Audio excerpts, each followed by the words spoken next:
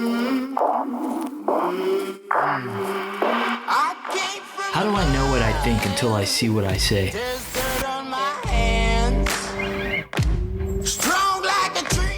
The Green Notebook, carried by military leaders around the world. Within those pages are sweat, tears, triumphs, and the hard-won lessons of life. Lessons worth sharing. Each week, the team dives into the notebooks of military leaders, business professionals, authors, athletes and coaches, and entertainers to share lessons and help you lead with the best version of yourself.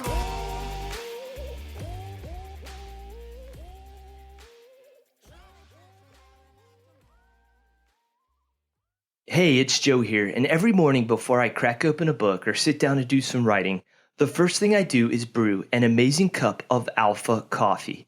They make premium 100% Arabica coffee, and Alpha has some of my favorite blends.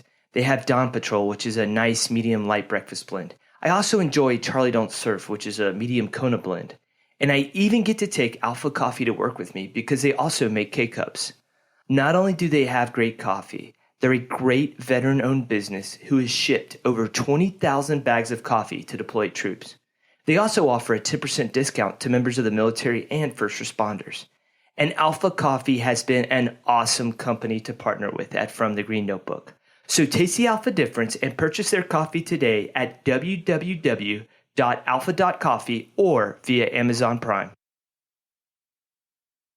Welcome to another episode of From the Green Notebook. I'm your host, Joe Byerly, and this week we're diving into the notebooks of producer Andrew Muscato and Hollywood military film advisor, U.S. Army Colonel retired Hans Bush. In this episode, we're talking about the greatest beer run ever, starring Zac Efron, Russell Crowe, and Bill Murray. It's currently available on Apple TV and in theaters, and it's a movie based on the true story of Chicky Donahue's mission to deliver beer to his neighborhood buddies who got drafted to fight in Vietnam. This is a great movie that celebrates the young men who served our country in a war that became wildly unpopular. I got a chance to watch an early screening and absolutely loved it. And I had so much fun interviewing Andrew, who made this project come to life, and Hans, who made sure us military folk could enjoy the movie without pointing out all the inaccuracies. So please welcome to the show the producer of the greatest beer run ever, Andrew Muscato, and military advisor, Hans Bush. Hey, Joe. Nice to be with you. Hi, Joe. Good to talk with you. I'm looking forward to this interview. I feel like the story of this interview for me is kind of one of the themes of this movie. I was sitting on the couch probably like a month and a half ago, just seeing what was some of the trailers that were coming up on TV. And I watched the trailer for the greatest beer run ever, and I called my wife into the room, and I was like, I've got to interview the people behind this movie. And she's like, that's not going to happen. And I made a couple emails, and then next thing you know, we're here. And I'm super stoked to be talking with both of you. Well, and the feeling's mutual, Joe. I mean, this was a long time coming. I produced the film with the partners at Skydance, and for me, this has been a project 8 years in the making. So to have the opportunity to share the film with folks such as yourself and talk about it is an absolute pleasure and an honor. Yeah, let's talk about that for a minute. So, but before we talk about kind of what drew you to the project, Andrew, could you just, for listeners who maybe aren't familiar with the trailer or the movie or even your documentary, just tell the story of who Chicky Donahue is and what he did. Yeah, so the greatest beer run ever is the true story of a guy named Chicky Donahue. He was a merchant mariner from Inwood, which is a neighborhood in Upper Manhattan. And so in the 1967, he volunteered to bring beer to all of his friends that were serving in Vietnam.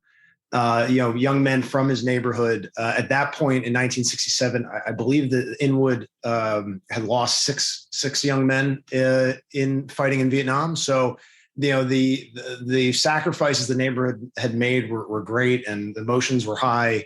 And Chicky took it upon himself to travel halfway around the world to let the guys serving from Inwood over in Vietnam know that everybody was still thinking about them and supporting them. And yeah, it's an amazing tale of friendship. And I think it's a story that really transcends, the time in which it takes place and the neighborhood. I mean, there's so many great universal themes to it. So again, I'm just glad that we got this movie made. Yeah. How did you hear about it? Like, how did you hear about the story originally? Yeah, so a friend of mine, Joanna Malloy, was a longtime New York City newspaper reporter, and she was, we were having coffee one day, and she was telling me this story because it was a story she had heard at the bar that her and her colleagues at the New York Daily News used to hang out at, and the bartender would tell them the story about Chickie Donahue. And so when Joanna left the newspaper, the New York Daily News, she wanted to write a book about it. And she was telling me how Chickie was still alive and his buddies he brought beer to were still alive. And they all had photographs to prove that it happened. Chickie had his passport from Saigon. And my immediate reaction was, that sounds like a movie. So Joanna wrote the book with Chickie called The Greatest Bureau Ever. I made a short documentary reuniting Chickie and his buddies back in 2015. And between the book and the short documentary, that kind of served as a proof of concept for a feature film that was ultimately made with Peter Farrelly writing and directing it. Yeah, and for listeners, I'll include a link to the documentary. I think it's like a little bit less than 13 minutes long. It is moving, and it is awesome. And as somebody that's serving today, you can relate to the veterans that Andrew features in the documentary.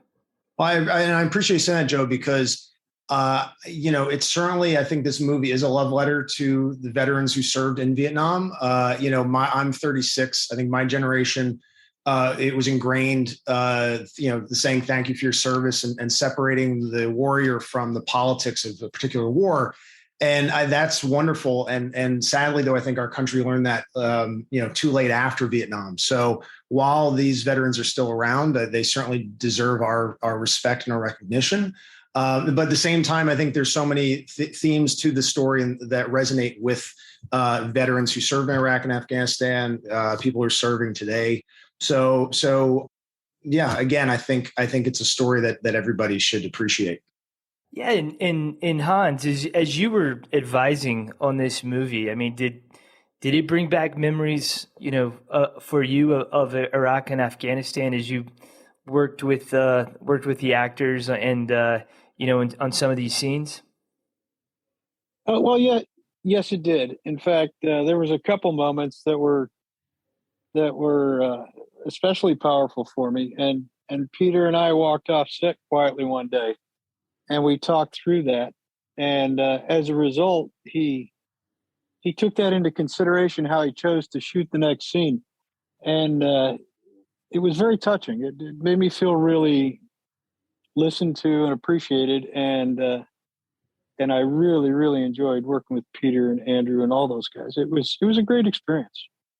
Yeah, and Andrew, I mean, I'm just curious. Did working on the documentary years ago and the movie this time? I mean, did it, I guess, give you any insights into war, into the soldier experience? Yeah, I've always had an appreciation for those who served our country. Just growing up, grandparents who served in World War II, an uncle who was in the Navy during the Cuban Missile Crisis, and sadly he passed away a year before I first heard this story. And he was of that same generation as Chickie, and so I think that was one thing that attracted me to the story is kind of Chickie reminded me a bit of my uncle, but. And I had a cousin who served in Fallujah in Iraq. He was a Marine. So yeah, I've always been around it, and I've always had great admiration for those who have answered the call and served our country. And these guys from Inwood in particular, the song "Fortunate Son" has become almost a cliche in Vietnam War movies, and if to that point we didn't use it in our movie.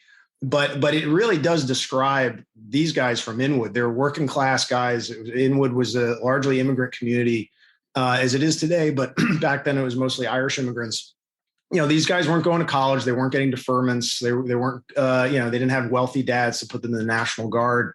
These guys saw combat and they were drafted. They answered the call from their country and and many of them sacrificed their lives. Again, I think while they're still with us, they deserve our gratitude and our respect. So, as I've gotten to know them more personally, my respect and appreciation for them has only grown more. And I think, and also, speaking to Hans' involvement, I think it was very important because I think this film, first and foremost, is made for our veteran community.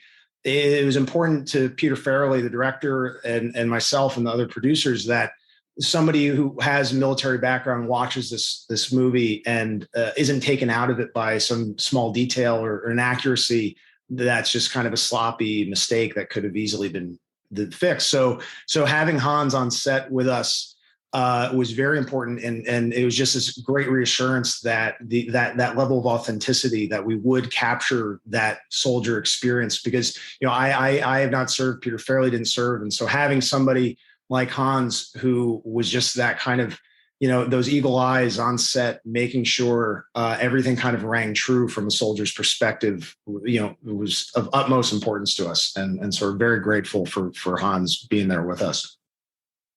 Yeah, it's funny. I know one of the movies that Hans worked on was the Godzilla movie, and it could be the most like outlandish science fiction type movie, but soldiers will point out inaccuracies in it, like we're scorekeepers. So was that how did that go for you, Hans? Is that just advising and trying to get everything right? Well, Andrew nailed it right on the head. You can have the most well-written story with the most compelling characters and fantastic effects and sets and a really well-resourced with tier 1 talent across all the departments of the production. But if you overlook getting the small things right when it comes to military characters, it just derails the story. It ruins the canvas for the artist to paint on. I mean, it's just, and it really shows when it doesn't happen. And it's unfortunate. Now, with that said, I've been very fortunate. Thanks to Harry Humphreys and Catherine, they get me the book. And our relationship goes back to Lone Survivor, where I was the active duty advisor. And that's how I met Harry and got into this after I retired. I'd been in the Army for 30 years as a special forces guy. But I'd always loved movies. And this was just a fantastic fit. And it's so great to work with such talented, passionate people. Yeah, and I'll say, I just watched the movie yesterday, and one of the things that it's not the typical caricatures of military people that you see in a lot of Hollywood movies, and so to both of y'all and to Peter, I appreciate that. It was like people that we served with, in our most recent wars. I appreciate you saying that, Joe, because I think that was something that was very intentional going in, is that, the Vietnam era had never really gotten the Band of Brothers treatment. And I think, again, that had more to do with the politics of the Vietnam War than the soldiers themselves. Again, these were guys who, willingly and dutifully served their country. And, they're just young men who were plucked from their neighborhood and sent to the other side of the world. And, and that's how we wanted to depict them in this movie, as they're just young American men serving their country. So I appreciate you picking up on that, because again, I think there's been, the Vietnam War movies are kind of a genre unto themselves. And I think many of them, for various reasons back in the 80s when they were made, kind of, there's this cynicism that comes with the depiction of the Vietnam soldier. And that was just something that we wanted to get away from, and just, again, just depict these guys as they were. They're just young men serving their country. Yeah, I think that's such an important point. And, you're absolutely right. These aren't like the standard sergeant or the private that acts a certain way, or even, the officers. I mean, well, there were some officers that act like officers in there, but there are people who represent normal people from America, just like all of us are in the military. today. And so, but, we find us serving today, in some of these past wars have found ourselves in extraordinary conditions. And so, I just want to say thank you to both of you for capturing that in this movie.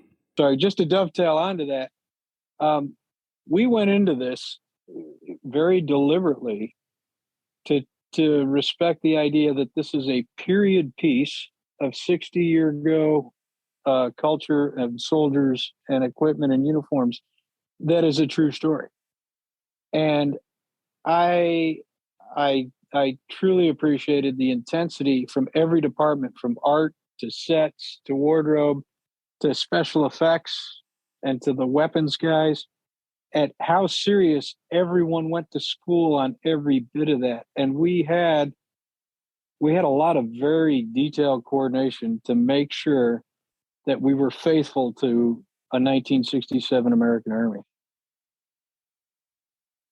Yeah, and I've been very, very fortunate to have shared the film ahead of its release with various people who served in Vietnam, and it's certainly a credit to Hans's supervision on the film that we've been getting a lot of compliments that from Vietnam veterans who say the movie rings true and authentic to them, down to the weaponry, and just those little details that again, if one little thing takes you out of it, it totally kills the legitimacy of the movie. So yeah, we were very grateful to kind of have Hans's presence on set with us. Yeah, and could you talk a little bit about the reception you got at the Toronto Film Festival? Yeah, we were very lucky that we brought Chicky, Tom Collins, Rick Dugan, Kevin McClune, and Bob Pappas, the buddies that he delivered beer to in Vietnam, are all still alive and came to the movie's premiere at the Toronto Film Festival. Now, it was spectacular. I mean, we were in an auditorium that seats 2,000, massive screen, and at the end of the film, the house lights, actually a spotlight was shown on the veterans, and they announced them by name. They stood up and they got a standing ovation. Again, I was pleased to hear kind of laughter and people enjoy the movie, but even more pleased to see that these guys got the standing ovation they deserve, not necessarily for their participation in the movie, but just for their act of service to our country, and putting their lives on the line. So that was a beautiful moment. And, this whole journey, like I said, it goes back 8 years since I first heard about it. And when we did the short documentary, I mean, it's easy because so much has happened since. It's easy to kind of gloss over these little moments, but just getting these guys to participate in the documentary itself was difficult because a few of the guys experienced combat, suffered the PTSD that comes along with it. And again, they served in an era where we weren't necessarily as cognizant of, mental health issues as we are today. And so it was a moment in their histories that they really weren't keen on talking about. And it's amazing. I mean, one of them, Bob Pappas, who was stationed at Long Bin and was there during the Tet Offensive when the ammo dump was attacked, Bob's done some interviews since to promote the movie and kind of has spoken about that experience. But 8 years ago, when I first reached out to him, he was not somebody that was, keen to revisit that. And so I'm just pleased that this whole project has,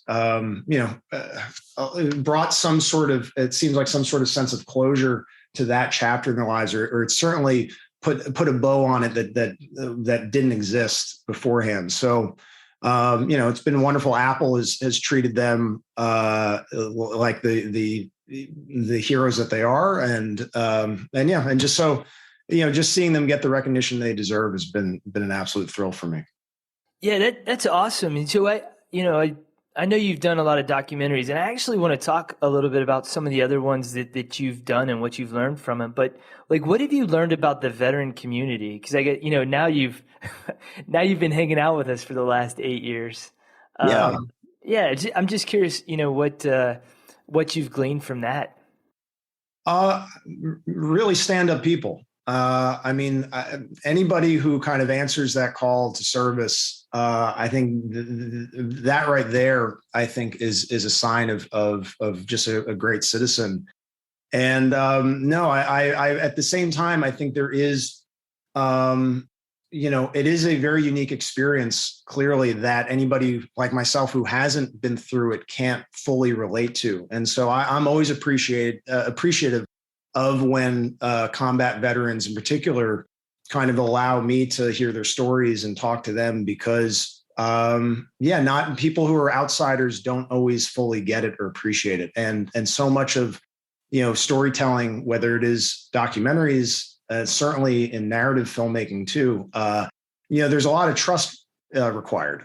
And so I'm always grateful when somebody trusts me with their story, like Rick and Tom and Bob and Chicky and Kevin did.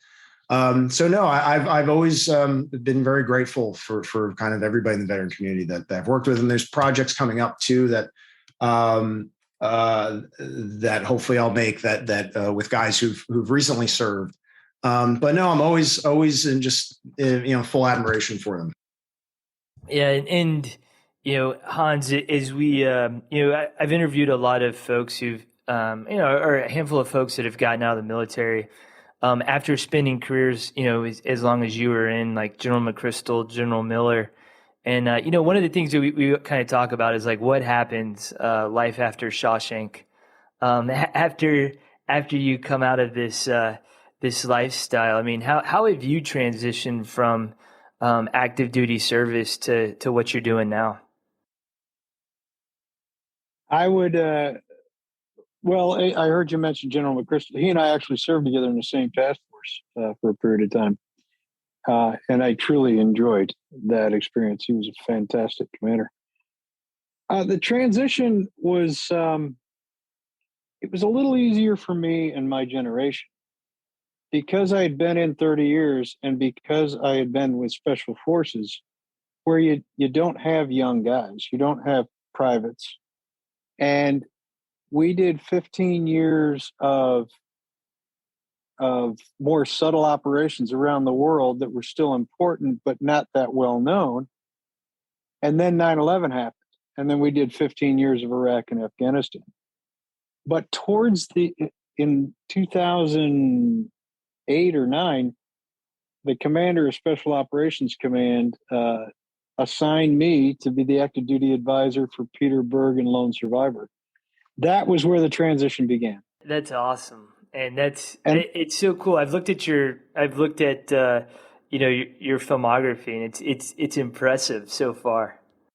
I've been blessed, and I've been presented with some of the most fantastic, talented folks in the business on really substantial movies. And I work with everybody, and I meet young folks on cast and crew.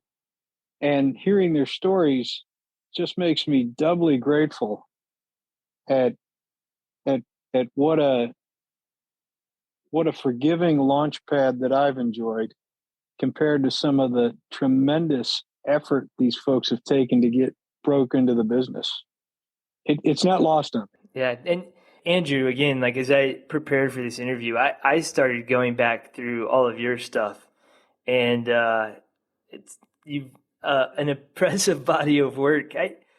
I'm curious, a lot of the stuff you've done is documentaries. And so what is that kind of, what have you learned about, I'm a huge reader. And so I read a lot. And so I feel like I'm, gaining some like overarching themes of human nature. And I was curious, have you been kind of picking up the same as the documentaries you've done?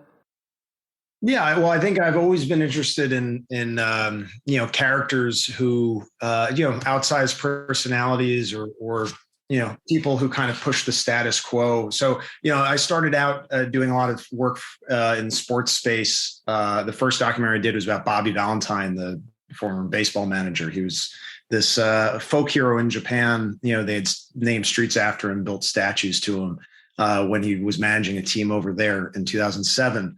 And I've made several sports documentaries after that, and sports are kind of a great Yeah, I mean, that space has only blown up over the last decade as far as, 30 for 30 and all that stuff, because, you have people, you very disciplined athletes are very disciplined people who take immense pride in their craft. And there's always a winner and loser, right? And so I think that, now when you're dealing with a subject that takes place in the backdrop of a war or the military, you're again dealing with very disciplined people.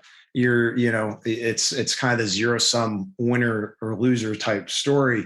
So there's some overlap, but I also think you hit it on the head too. I think the power of storytelling, particularly what I like now about the narrative filmmaking and fiction or based on true story is showing ordinary people doing extraordinary things. And that's exactly, I mean, I think what attracted me to The Greatest Buren Ever story in Chickie Donahue is here's an ordinary guy from his neighborhood who actually did the extraordinary and managed to find his way through Vietnam and actually find his buddies and give him a beer. And the fact that you can recreate that and go back in time is what makes movies so special. And to kind of bring up a point that Hans made earlier, Hans was indispensable because, like he said, we're telling a story set 50 years ago. And so there was a lot of things, from a military aspect or, when we're looking through that prism of 50 years ago, Hans would say, well, they wouldn't necessarily say this or do this today, but this is how it was done back then. And knowing that kind of nuance of the evolution of certain aspects of military life is important. And certainly for people who are, the layman, such as myself or Peter Farrelly, who aren't familiar with that nuance, it was very helpful kind of having that historian and, historical and lived perspective that kind of Hans brought to it. Yeah. And Hans, is there like a moment during the filming of the movie that kind of stood out to you that was like one of the ones that you'll tell over beer, 5, 10, 15 years from now? Well, at the risk of presenting spoilers, and I don't want to do that, but I believe this was already in a trailer somewhere. I met the most incredible guy who's a former British paratrooper. He's in his 80s. He's been doing practical effects in movies for over 40 years, and he's worked with the biggest names. His name is Alan Whitley, and he's an expat living in Thailand. He was the one, if you saw the original Rambo movies, he's the guy that created the explosions for the arrows that blew up. He's that guy. And just the opportunity to spend time with him and have him share his stories was just a true pleasure. And we've stayed good friends. We chat every week now on WhatsApp. But working with Peter was just phenomenal. Actually, everybody, Brian, Pete, Andrew, the whole Green Book crew of award-winning champions. You couldn't have asked for a greater cadre to lead the ship. It was really, really great. And Thailand was wonderful, and the people were wonderful, and we got the jungle right. And I know that from firsthand experience. We got the jungle right. And I feel like, Hans, you can give some spoilers because I imagine everybody listening will have seen this the day it opens on September 30th. So Okay, I just don't want to go to Apple jail. You mentioned that Peter's movie, the Green Book, and I want to thank him because my blog and the podcast is from the Green Notebook. So when that movie came out, my stats went through the roof for a little while. It's people accidentally clicking on my website. But if there's another moment you want to talk about, Hans, or talk about something specific, I guarantee you that people are going to watch this movie and love it. Well, the scene I had mentioned earlier in the interview had to do with the dignified return of remains of soldiers on the airplane in the flag covered cases. We poured our heart out into that scene, and and Peter picked up on it. And there was a couple of nuances that the way it was originally in the script were they were just a little, they were hurting a little bit the way we were going to do it originally. And Peter and I had a heart to heart, and he totally embraced it, and it perfectly hit the note this time. Because as a veteran, you know, and one of the things we don't want to see is marketing of our guys that have paid the ultimate sacrifice for some other purpose. And that didn't happen here, and I'm so appreciative of that. It's just a heartwarming project. Yeah, yeah. It was a funny movie, but at the same time, I think it's not only about a guy from a neighborhood bringing beer to his friends, but it's about somebody coming to the realization of the complexities of war, and that not everything's black and white, good and bad. And I think that for me, Andrew, I think that really hit home as I was watching it. Oh, I appreciate you saying that, because that's music to my ears, because that is ultimately the point of telling the story. And it is also about finding truth, kind of agreeing on, finding the truth that can kind of bring us back to this kind of middle ground that we've lost, I think, in our society in general today. So I think there's kind of parallels, in that respect too. But, even Chicky in the movie says the beer is not the point. The point is showing the guys that there's somebody back home that still gives a shit. So, so anybody who's hung up on the specific, the beer is kind of missing the bigger point of the story. Yeah. No, it was, like I said, I thoroughly enjoyed the movie, and I'm so excited to be able to share this with my audience. And I appreciate both of y'all making time for this, because I've watched all the other interviews that you've been doing as part of the promotion for this movie, and I can't thank both of you enough for carving 45 minutes of your schedule out for this audience. No, I appreciate it, and as I've said before, and I can't say enough. I think first and foremost, this movie was made for the military community, and making sure that it rang true for them, because like the gesture of bringing beer, this movie ultimately is a thank you to those who served this country, and so to be able to also do this interview with Hans. Because again, without Hans, you don't have that, and Harry Humphreys too, who was advising us, remotely. You just, you lose that authenticity. And when it was something that, across the board too, we had an incredible team of historical consultants to advise us on the Vietnamese standpoint. We had a husband and wife team who were actual journalists covering the war in Saigon. They were refugees after the country fell, and now live in Houston. But they lived it. They went to the Caravel Hotel, which is depicted in the movie. They were covering the war on the front lines. So to have their personal perspective was enormous. We also had Leanne Hang Gwen, who's a history professor up at Columbia University. She's regarded as the world's foremost authority on the Tet Offensive, and she was a big part of the Ken Burns documentary on the Vietnam War. So, having that historian's perspective was great. So, and then also our costume designer, Bao Tran Shi, who also was born in Vietnam, but was a refugee as a child and grew up in Southern California. Having her perspective, it was everything from having native Vietnamese speakers in all the Vietnamese roles. It was very important for us, again, for this to be a movie that everybody could appreciate and enjoy, and not hit any false notes that would take you out of it. And like you said too, Joe, it's. There's funny moments for sure. There's also, some more serious moments, as Hans had mentioned. And to me, I'm proud of it that it's the type of movie that Hollywood used to be very good at making, but has kind of gotten away from over the last, 15, 20 years. in that you laugh, you cry. There's some action. There's some drama. There's some comedy. There's a little bit of everything. It's not It's just life. a movie for 2 hours.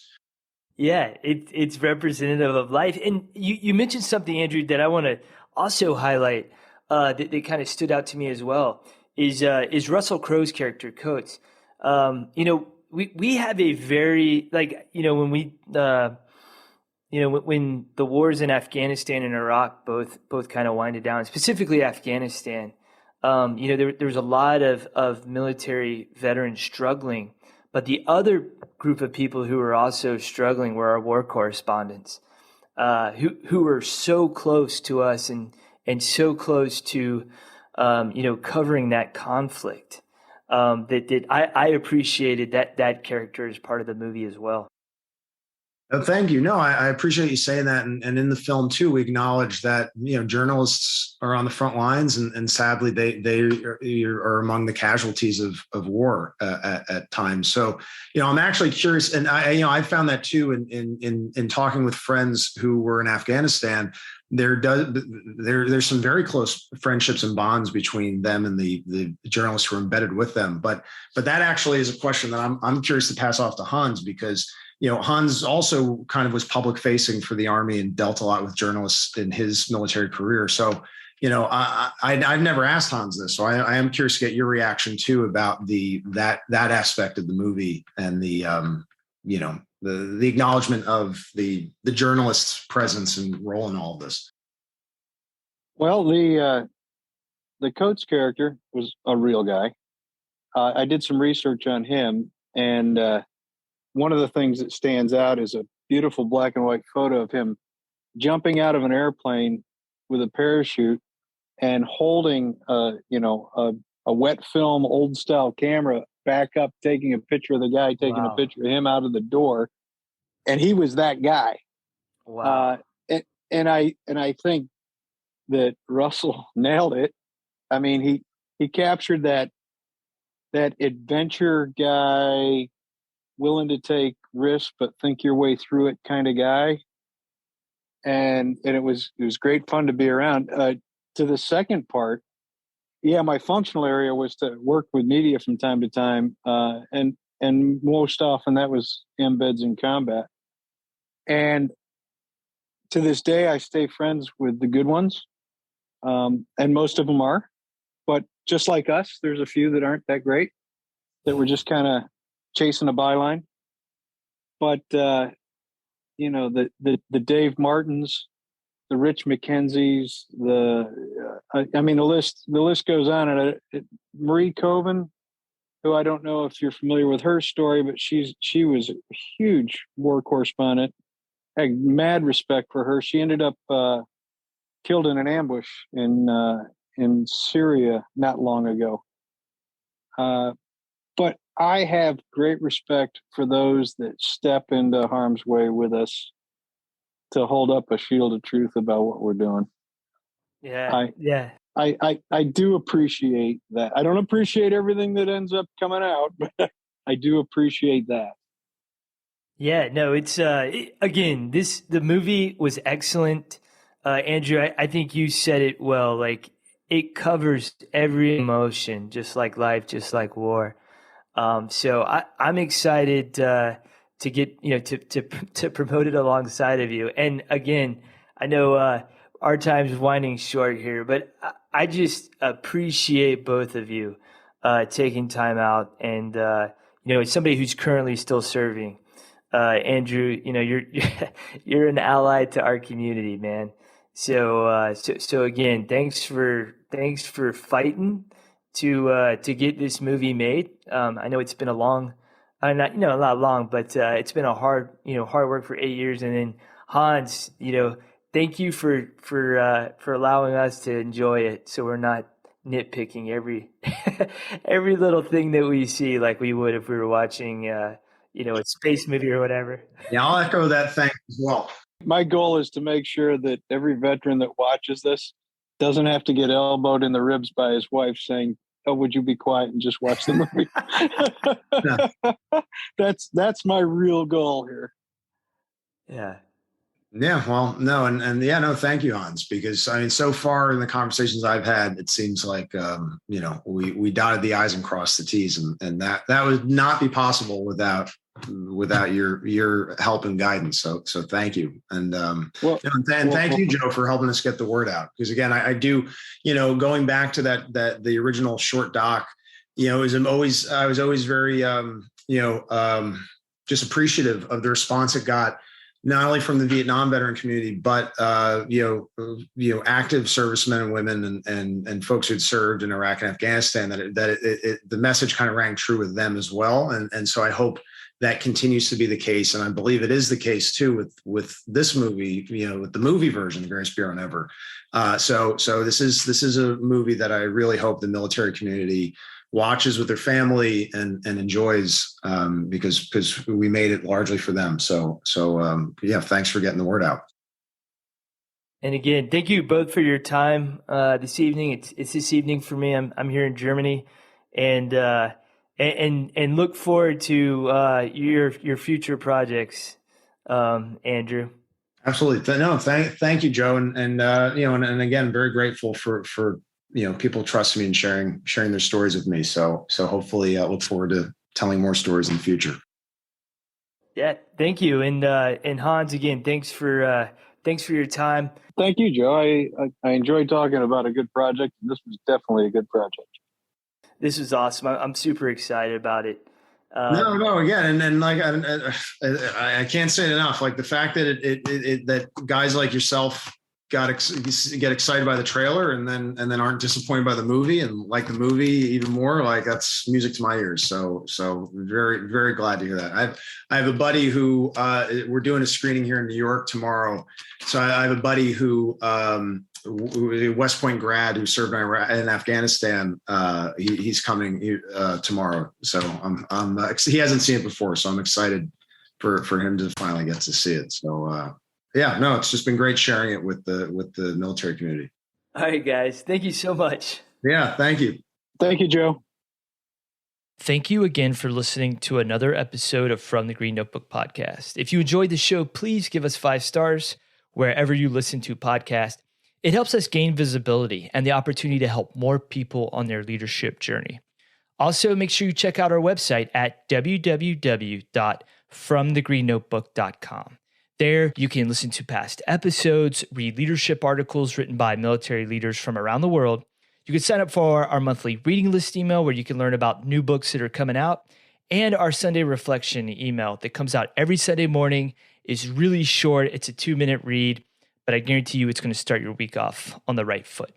Finally, make sure you follow us on Twitter at FTGN Notebook, and you can find us on Instagram and Facebook by searching for From the Green Notebook. Again, thank you so much for coming on this journey with us. I am humbled by the opportunity to learn these lessons alongside you. So please join us next week for another episode of From the Green Notebook, where we're going to help you lead with the best version of yourself. I